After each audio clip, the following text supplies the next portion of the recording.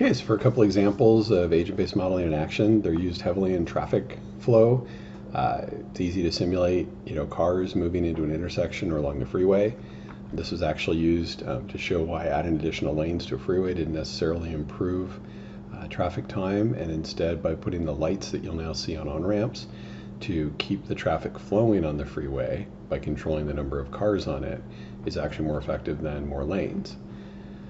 Similarly, in the design of large venues, modeling is now used heavily, and one of the famous examples was finding out that if you put these pylons in people's way, it actually smooths out the flow of folks moving through a doorway. That folks moving through a doorway in an emergency situation is dangerous. People have been stumbled to death with this, and so now you may see these pylons even closer to the door to keep people from jamming up and have them move slower. So that was done through simulations. Just to mention real quickly, another whole area is cellular automatons.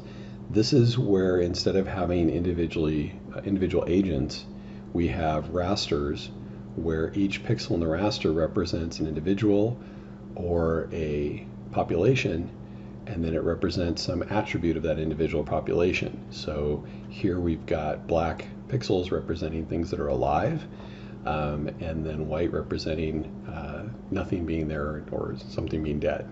And so if you run this, I'm not going to run right now in PowerPoint, but if you run it, you'll see that this creates a very complex pattern. But one of the interesting things about agent-based models and cellular automata is we can take very simple models, very simple agents, put them together, especially in a spatial framework, and have pretty complex behavior. More complex behavior arises in the model than we would expect from the complexity of the individual agents, and that's a general result that we see over and over again. So these can then the rasters can interact with the rasters, so you can have multiple layers. The rasters could be land cover, barriers, water, land, difficult to cross an area, open versus protected areas, all kinds of things, food sources. Okay, so I should have said on this, a lot of the agent-based models that we use now within natural resources actually combine cellular automata for things like grass being represented with a raster, and then agents might be deer or elk moving across the grass, and then wolves being other agents. The real issue here is the tools. I've looked for years for a nice tool that was easy to learn to use, that we could do agent-based modeling in this class and do some cool stuff that would also potentially lead to you being able to use them in your work in the future, and I failed. The problem is that agent-based modeling is complicated, and it tends to be very specific to the task at hand. The easiest to learn package out there, and one that I'd recommend for those who don't have a programming background, is definitely NetLogo. It's a really cool package. You can get it online. It's free. You can download it on any computer.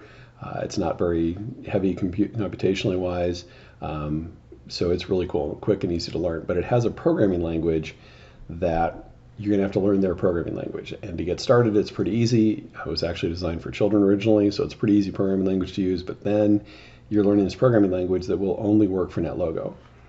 HexSim is kind of the other extreme. It's a very complex agent-based model that's used in wildlife. It was used with the the spotted owl controversy here in the Pacific Northwest. Jeff Dunk, our own Jeff Dunk, was involved in that heavily, and they modeled spotted owl habitat up and down the coast with HexSim.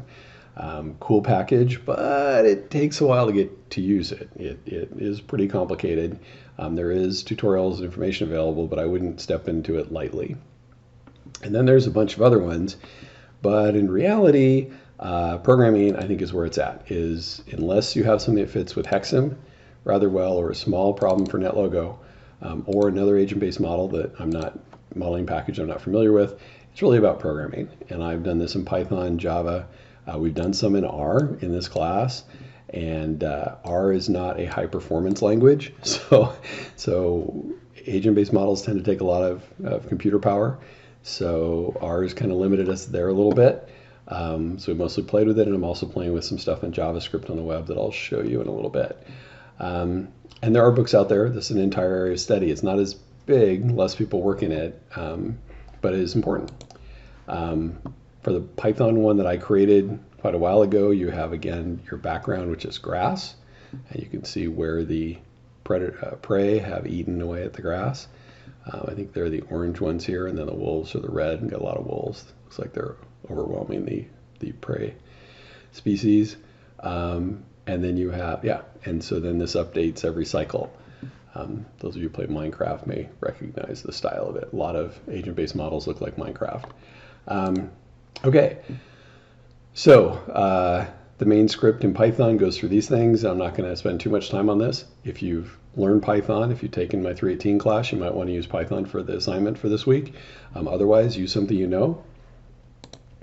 And there's a lot of other things. I highly recommend looking within your discipline for what's out there for agent-based models, especially if you're in wildlife or engineering.